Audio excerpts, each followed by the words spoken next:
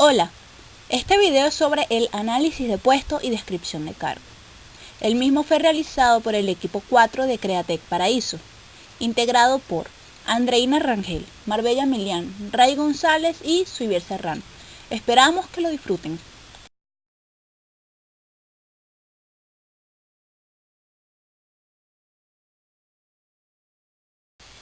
Antes de abordar el tema de análisis de puestos, es importante clarificar algunos términos, como lo son puesto de trabajo, el cargo y el perfil del trabajador. Asimismo, el puesto de trabajo se nos define como el área establecida para que el trabajador cumpla una determinada tarea. Claramente este mismo contando con las herramientas necesarias para ejecutar de la mejor forma dicha tarea, por lo que básicamente es la zona de actividad laboral de uno o varios trabajadores. Por su parte, el cargo es el conjunto de funciones y tareas ligadas a los requisitos de un puesto y desarrolladas por un mismo trabajador.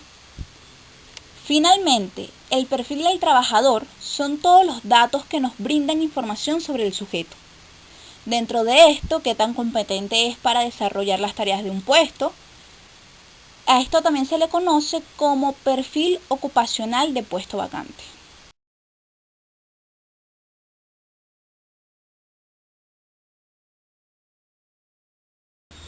Análisis de puesto. Es el proceso por el cual se levanta y recauda información acerca de algún puesto de trabajo. Es decir, es la herramienta que nos permite evaluar las actividades individuales que se realizan en el mismo. Con la información recaudada se pretende estudiar y determinar todos los requisitos, responsabilidades y condiciones que el mismo exige para poder ser desempeñado de manera adecuada y significativa. Algunos ejemplos de los elementos a evaluar son los procedimientos, equipos y materias a utilizar, las normas de desempeño y carga de trabajo, como también las condiciones de trabajo, es decir, la zona donde se va a desempeñar el empleado y los peligros que puede correr. Teniendo en cuenta la definición de análisis de cargo, es importante diferenciarla de la descripción de cargo, por lo que la descripción de cargo es un resumen de las principales responsabilidades, funciones y actividades del puesto. O sea, un proceso que consiste en enumerar las tareas que conforman un cargo y que lo diferencian de los demás cargos que existen en una empresa.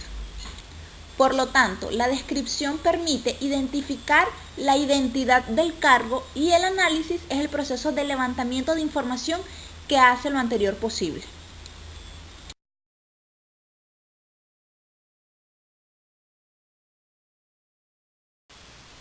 Existen tres etapas importantes para realizar un análisis de puesto, como lo son la etapa de planeación, la etapa de preparación y la etapa de ejecución. Como bien dice su nombre, la etapa de planeación es aquella fase donde se planea cuidadosamente todo el trabajo del análisis de cargo, es decir, cómo se va a abordar el mismo. Para ello es importante tener en cuenta varios pasos, como lo son la determinación de los cargos que se va a evaluar, es decir, qué puesto de trabajo se va a analizar. También tener en cuenta el organigrama de la empresa, es decir, la jerarquía de los puestos de trabajo. Y bien es importante la elección del método para levantar información, como asimismo tener en cuenta los factores que se van a abordar en ese método de levantamiento de información. En la etapa de preparación se analiza la persona que ocupa dicho puesto, por lo tanto es importante la recolección de datos previa y también en esta etapa se realiza la preparación del material que se le va a aplicar para poder recolectar información del puesto.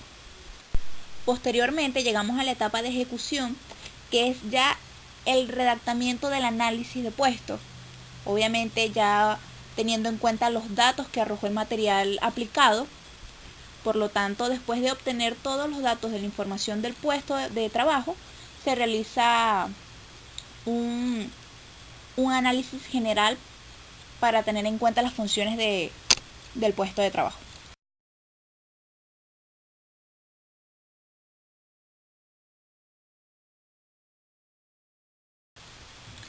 Para realizar un análisis de puesto, debemos de manejar y aplicar métodos de recolección de datos, como lo son las entrevistas, los cuestionarios, los diarios del empleado, también la observación y medición de tiempos.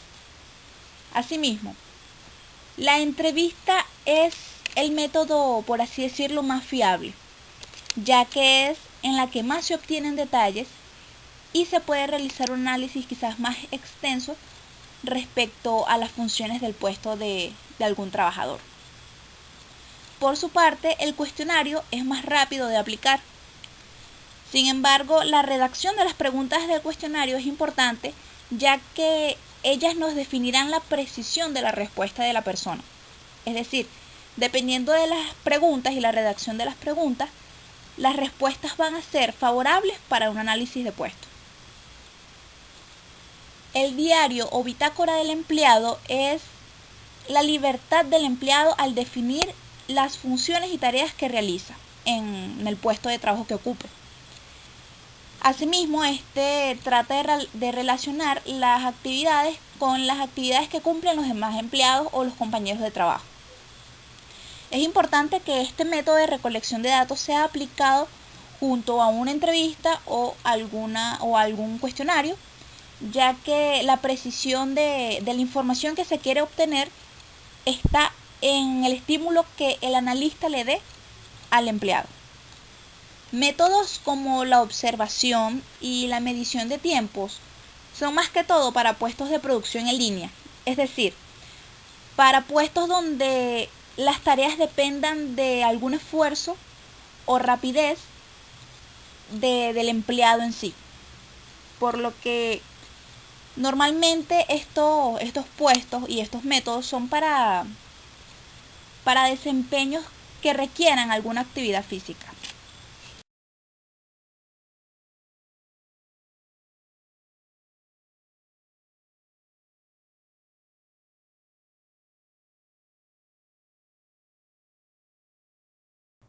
Generalmente el análisis de cargo se diseña con el objetivo de indagar sobre 4 áreas o requisitos de interés, los cuales a su vez contienen una serie de factores específicos que permiten al área de recursos humanos evaluar con objetividad una gran variedad de cargos. Es importante aquí resaltar que esta función tiene como meta el análisis de cada puesto de trabajo y no de las personas que los desempeñan. Entonces así podemos encontrar en este estudio aspectos como los requisitos intelectuales que debe poseer el empleado para desempeñar el cargo de manera adecuada. Así, por ejemplo, la instrucción básica, experiencia básica anterior, adaptabilidad al cargo, iniciativa precisamente necesarias. Los requisitos físicos, estos precisamente tienen que ver con la cantidad y la continuidad de energía y de esfuerzo tanto mental como físico requerido, los cuales generan cierta fatiga y también está relacionado con la complexión física del trabajador para siempre desempeñar sus funciones de manera correcta.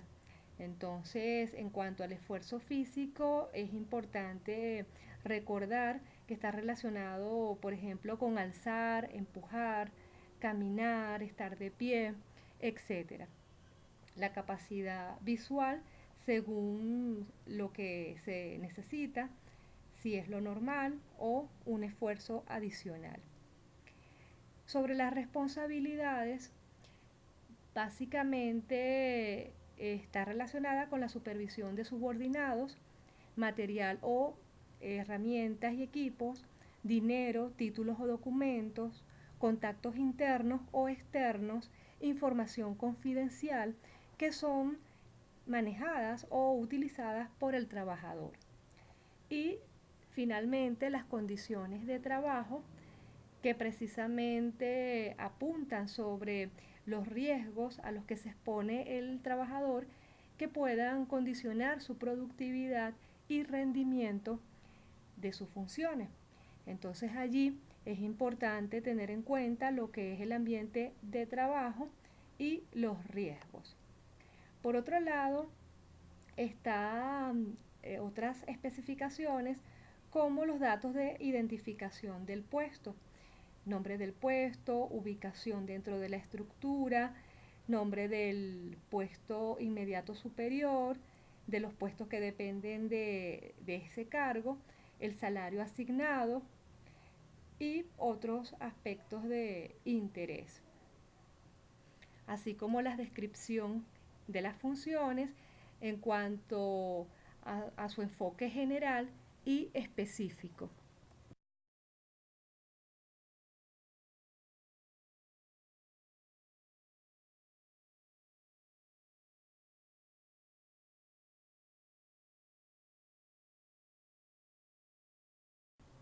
Y aquí es muy oportuno que reflexionemos sobre la importancia y la utilidad que tiene este subsistema de recursos humanos, preguntándonos primero cuántas veces hemos visto trabajadores que no están claros sobre sus tareas y sus funciones. ¿Cuántas veces hemos seleccionado a un candidato para un puesto y nos damos cuenta que no era el idóneo? ¿Y cuántas veces nos hemos preguntado por nuestra situación o el lugar que ocupamos en nuestra empresa? Así como también cuántas veces nos hemos fijado que nuestros valores chocan con la cultura de nuestra organización. Y finalmente, cuántas veces nos hemos planteado si tenemos autoridad para tomar determinadas decisiones. Ciertamente consideramos que son demasiadas las veces que nos encontramos ante estos cuestionamientos y las respuestas precisamente apuntan hacia esta función de análisis de cargo. De modo que todo empresario, todo directivo y todo departamento de recursos humanos debería de promover, desarrollar e implantar un sistema adecuado de análisis de puesto. Y entre sus funciones debería destacar la de concienciar al resto de la organización sobre la importancia y utilidad de dicho sistema, ya que su establecimiento o su realización sentará las bases y en cierta medida determinará el éxito o el fracaso de muchos de los procesos de una organización. De modo que también es necesario que, a pesar de que existen modelos estándares de análisis de puesto, la organización debe desarrollar e implantar aquel sistema que mejor defina y describa las variables más relevantes para su organización. Debe ser un sistema sencillo y claro, que todo el mundo comprenda, concreto y de fácil utilización.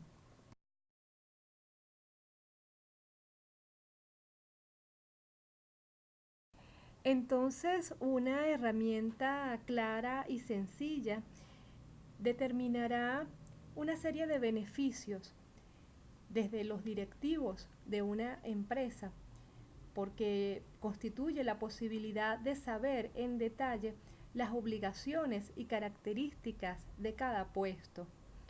Asimismo, favorece la óptima gestión de recursos humanos, ya que es la clave para poder organizar esta área con el fin de conocer los puestos de cada unidad de trabajo, determinar los perfiles de los ocupantes, seleccionar el personal, orientar la capacitación, realizar la evaluación de desempeño, establecer un sistema de sueldos, salarios, remuneraciones y prestaciones. Para los supervisores también es favorable porque les permite distinguir con precisión y orden los elementos que integran cada puesto para explicarlo y exigir más apropiadamente las obligaciones que supone. Y ciertamente para los trabajadores les permite realizar mejor y con mayor facilidad sus labores si conocen con detalle cada una de las operaciones que las forman y los requisitos necesarios para hacerlas bien.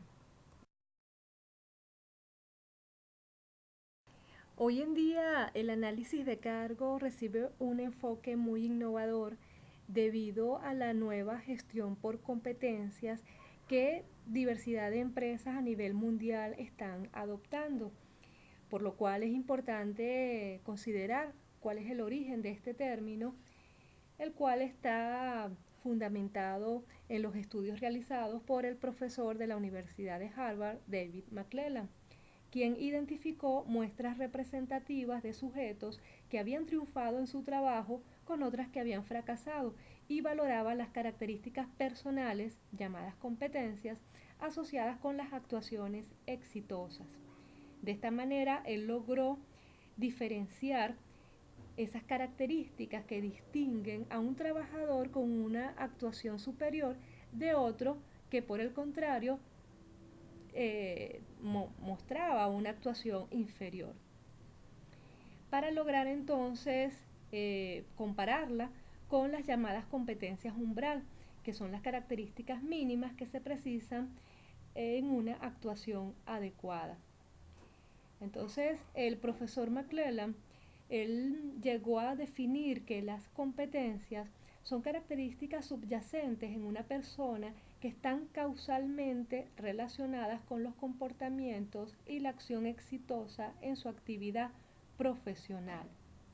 Y aún más, él determinó que los conocimientos pertenecen a lo que son el área del saber, las actitudes al saber ser y las habilidades al saber hacer. De esta manera entonces logra definir este término de competencias y las personas generalmente las emplean para hacer frente a situaciones complejas y reales de trabajo, de acuerdo con los estándares de desempeño satisfactorio propios de cada área profesional. Las competencias hacen referencia tanto al conocimiento técnico del trabajo y su puesta en práctica, al igual que las actitudes o rasgos psicológicos necesarios para un adecuado rendimiento. Para McClellan, las aptitudes académicas tradicionales como las calificaciones y títulos no predicen de forma adecuada el grado de desempeño laboral o el éxito en la vida. En su lugar, él prefiere o él propone que los rasgos que diferencien a los trabajadores más sobresalientes de aquellos otros que simplemente hacen bien las cosas es precisamente lo que hay que buscar eh, en cualquier área. Competencias tales como la empatía, la flexibilidad, la iniciativa, el trabajo en equipo, precisamente son las que establecen esas diferencias del hacer bien las cosas al hacerlas de manera superior. Entonces, precisando el término, las competencias laborales se refieren a la capacidad para responder exitosamente una demanda compleja o llevar a cabo una actividad o tarea según criterios de desempeño definidos por la empresa o el sector productivo.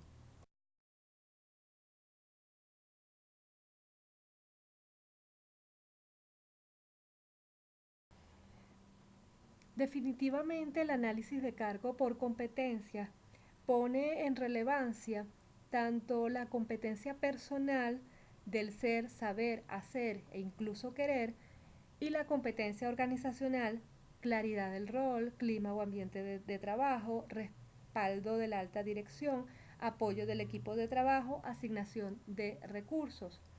Y es que definitivamente mientras algunas personas muestran un nivel de competitividad alto en un aspecto específico, otras lo mostrarán en, en otra área. Y el trabajo de la gestión basada en competencias laborales es precisamente descubrir y desarrollar las competencias que la persona posee y necesita para desempeñar un puesto de trabajo al tope máximo. Entonces los conocimientos y años de experiencia de un empleado siguen siendo importantes, pero han demostrado ser insuficientes para que las cosas sucedan. Y es que es evidente que en ocasiones la persona puede saber mucho sobre cómo hacer las cosas y sin embargo en la práctica hace muy poco respecto a lo que sabe. Lo que se conoce como la brecha entre el saber y el hacer. Por eso es que contratar, incentivar, evaluar, basado solamente en los títulos, conocimientos y años de experiencia, no ha mostrado ser eficaz. Tenemos, por lo tanto, que observar lo que hace la persona, el trabajador, sus comportamientos, ya que estos sí nos indican realmente cómo es el desempeño de ese colaborador. Cuando se hace este tipo de análisis de cargo, en este enfoque por competencias, además de indagar sobre las tareas, obligaciones y responsabilidades que se requieren para desempeñar determinado puesto, igualmente se plantea cuáles son las competencias necesarias para ser exitoso en ese cargo. De modo que un modelo de gestión integrada de las personas basado en competencias debe tener en cuenta que los objetivos y la planificación de los recursos humanos han de ser elaborados a partir del marco de los objetivos y planes estratégicos de la empresa. Así, deberá incorporar desde la alta dirección hasta el personal de línea. Los procesos de gestión de las competencias de las personas pasan a ser un elemento clave del proceso de creación de valor de la empresa, que en consecuencia debería ser gestionado a todos los niveles.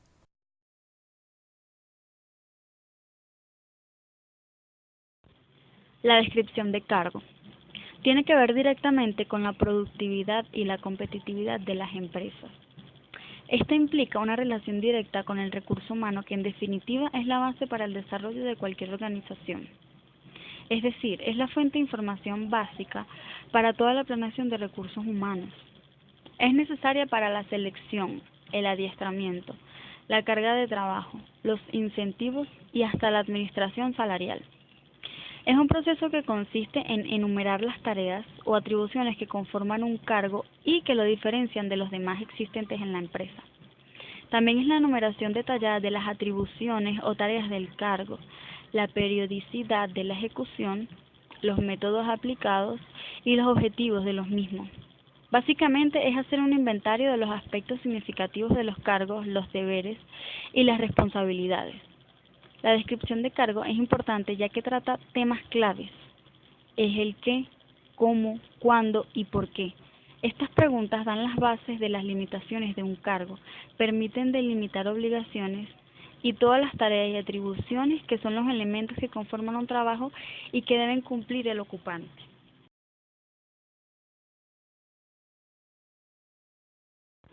Descripción de cargo por competencias. Competencia, ya sabemos previamente, que son estas capacidades y habilidades que el individuo da y que nosotros recolectamos por medio de entrevistas, encuestas y que podemos captar viendo y observando el comportamiento del mismo. Esto nos da un indicio del perfil del individuo. Toda esta información la utilizamos y la recolectamos para crear las bases del diseño de nuestro cargo. Este cargo puede ser creado de manera tradicional. Esta manera tradicional nos habla de las tareas, las obligaciones, las responsabilidades. Pero la descripción de cargo por medio de competencias habla específicamente de las competencias necesarias para el éxito del cargo.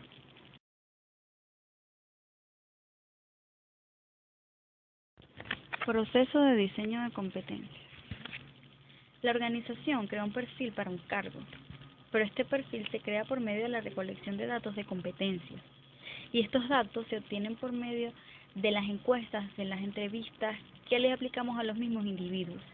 Estos datos pueden ser fáciles como las habilidades, los conocimientos, las capacidades, pero también hay otros datos complejos como las actitudes, los valores, la personalidad.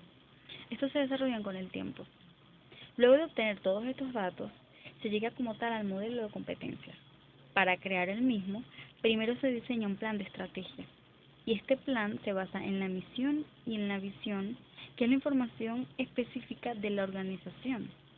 Luego de esto se llega a los directivos. ¿Por qué? Porque estos directivos ya deben tener un modelo preestablecido. Este modelo puede ser específico o cardinal. El cardinal refiere a que todo el equipo tiene el mismo modelo de competencias. O el específico, que son ciertos grupos, ciertas áreas, por ciertas funciones. De este modo, el modelo de competencia surge como una alternativa que permite lograr una gestión de recursos humanos que posea una mirada integral, mediante objetivos comunes y un modo de acceder a ellos.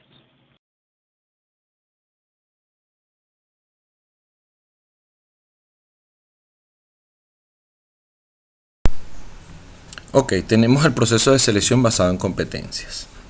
Ok, la selección de personal es una actividad propia del área de recursos humanos y en la cual participan otros niveles de la organización. Ok, su objetivo es escoger el candidato más idóneo para un cargo específico, teniendo en cuenta su potencial y capacidades de adaptación. Este proceso de selección no solamente debe ser beneficioso para la organización, sino también para el nuevo integrante. Las empresas hoy día que quieren asegurarse de contar con personal calificado y competente deben contar con un equipo de recursos humanos, así como de psicólogos, quienes en conjunto realizarán actividades dirigidas al reclutamiento, actividad esta que consta de conseguir un número suficiente de personas cualificadas de forma que la organización pueda seleccionar aquellas más adecuadas para cubrir sus necesidades de trabajo. Y la selección, definida como una actividad dirigida a encontrar al sujeto que cubra el puesto adecuadamente, en base a las necesidades de la organización y su potencial humano, el cual le permitirá a su vez al trabajador desarrollarse, haciendo de esto algo más satisfactorio y placentero, tanto para él como para la comunidad laboral en la que se desenvuelve, contribuyendo de manera positiva con los propósitos de la organización. Por eso las organizaciones deben tener en su selección y en su análisis del puesto realizar gestiones basadas en competencias. Estas deben ser consideradas, como dice aquí la lámina, al momento de realizar la descripción de puestos o al momento de realizar las descripciones existentes. O sea, buscar personal idóneo por ese cargo, ¿ok? Para ese puesto, ¿no? Entonces, para ello resulta obligatorio conocer la filosofía y propósitos de la organización, así como los demás objetivos generales de los departamentos, direcciones y gerencias, ¿no? Valorando los recursos humanos y la planeación de lo que sea necesario para alcanzar los objetivos, así como las necesidades presentes y futuras. Las empresas realizan este tipo de cruces de información o de actividades, mejor dicho, hoy día, los objetivos y las necesidades a fin de seleccionar personal para una organización y no para una tarea en específico, ¿no? La idea sería integrar a todos estas dos actividades para que la persona que vaya a ocupar el cargo entienda de entrada que la misión y la visión de esa empresa es trabajar en organización, o sea, un equipo de trabajo, ¿no? No en un conjunto, no individualidades. Es frecuente encontrar este tipo de selecciones, teniendo en cuenta que muchos contratan bajo el criterio de un puesto de trabajo y pierden de vista el punto de la organización. Por ende, son muchos los pasos a seguir en este proceso de selección, ¿no? Que van desde las necesidades de reclutamiento hasta la inducción. Frente a esto, para tener una mayor seguridad, dependerá de las habilidades y competencias del postulante. ¿Okay?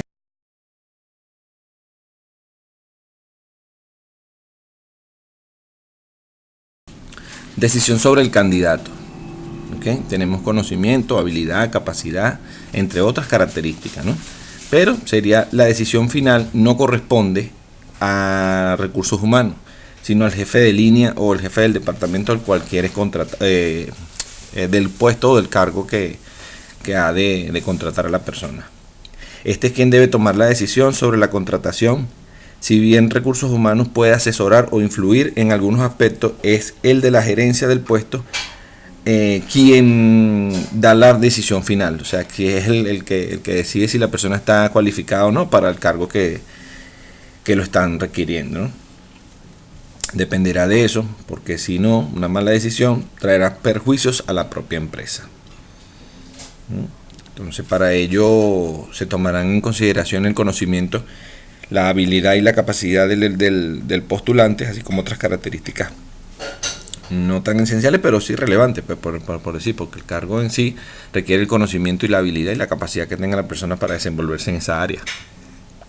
No obstante, de eso dependerá la decisión que tome la empresa con relación a la persona que se postula para el cargo. ¿no? Esto nos abre pie a lo que sería, si en caso tal de la persona llegase a ser contratada, a la orientación, que sería la actividad que se ocupa de introducir a los nuevos empleados en la organización, ¿no? Estos dan a través de la comunicación, juegan un papel importante. Mediante esta se le informa al empleado, ¿no?, la cultura, de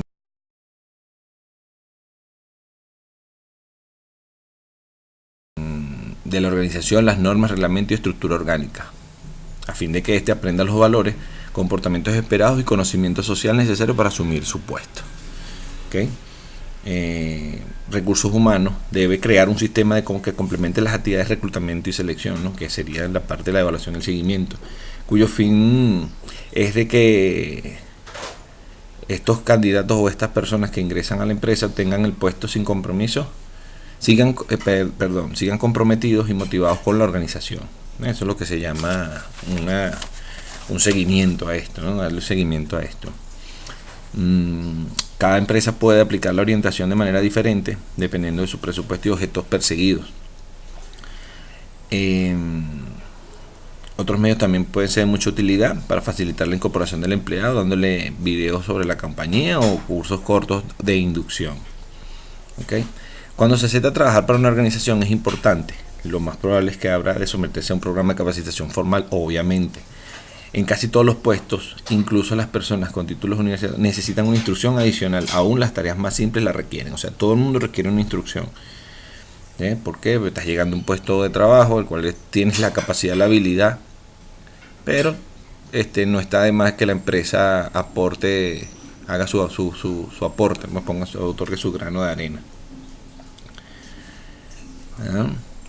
Por entender, la capacitación, orientación es una de las principales actividades de la empresa, ¿no?, incluida entre sectores públicos y privados. Lo primero consiste en realizar un estudio de evaluación de necesidades a efectos de precisar quién necesita capacitación y cuál es el tipo de entrenamiento que se requiere para cada caso específico. ¿Okay? Se establecen objetivos de manera que se definan las metas que se deben alcanzar en dicho entrenamiento. El diseño de un programa de capacitación, el cual va a ser llevado a cabo. El cuarto punto sería la impartición de dicho programa a los empleados señalados por las evaluaciones de necesidades, las necesidades que requiere la industria o las que tenga la empresa. Y por último, que sería la evaluación de esa capacitación. ¿Okay? Con el fin de cerciorarse de que se han conseguido los objetivos. En caso tal de que el programa haya sido insuficiente, el proceso debe continuar, esto es lo que llamamos seguimiento, hasta que se consiga aplicar un programa efectivo. Cada paso debe basarse en los avances conseguidos en la etapa anterior, obviamente, ¿no? Uno va dejando una secuela de la otra. Eso sería más que todo la parte de orientación, evaluación y seguimiento. Aunque las decisiones sobre la selección y orientación, así como los procesos que entrañan, pueden hablarse a partir de varios criterios o diferentes, ¿no? Los responsables de recursos humanos pueden utilizar enfoques tangibles como la utilidad de diversos instrumentos de selección y sus costos relativos a la rotación de personal entre los empleados nuevos y contratantes, o sea, moverlos para que estos se vayan familiarizando con todo lo que es la parte de la organización. No obstante, de igual manera, más allá de los métodos utilizados para realizar estas evaluaciones y estos seguimientos, se podría aconsejar que pueden realizar nuevas entrevistas, ¿no? Como decir, unos retest para saber cómo está la condición de la persona dentro del puesto de trabajo, a fin de ir evaluando y haciendo una medición precisa de cómo ha sido su desarrollo, su desempeño durante tal entrenamiento.